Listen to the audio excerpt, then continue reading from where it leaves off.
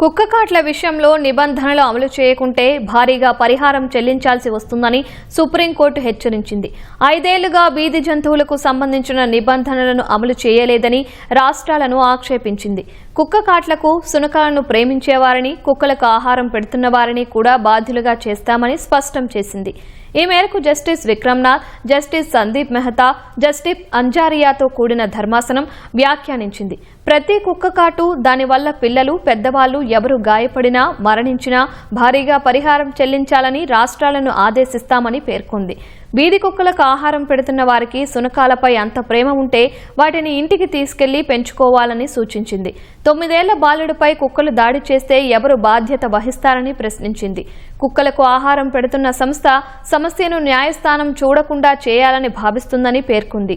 వీధి కుక్కల సమస్య భావోద్వేగ భరిత అంశమని చెబుతున్నారన్న ధర్మాసనం, భావోద్వేగం కేవలం కుక్కలపైన మాత్రమేనా అని అడిగింది. తాము మనుషుల గురించి కూడా సమానంగా ఆందోళన చెందుతున్నామని పేర్కొంది. కుక్కల వీధుల్లో తిరుగుతూ ప్రజలను భయపెట్టే పరిస్థితిని ఆమోదించబోమని తేల్చి చెప్పింది. వ్యవస్థీకృత ప్రాంతాలు, రోడ్లపై నుంచి వీధి కుక్కలను తొలగించాలన్న సుప్రీంకోర్టు ఆదేశాల్లో సవరణ కోరుతూ అనేక పిటిషన్లు దాఖలయ్యాయి. ఈ పిటిషన్ల విచారణ జరిపిన న్యాయస్థానం ఈ మేరకు వ్యాఖ్యలు చేసింది.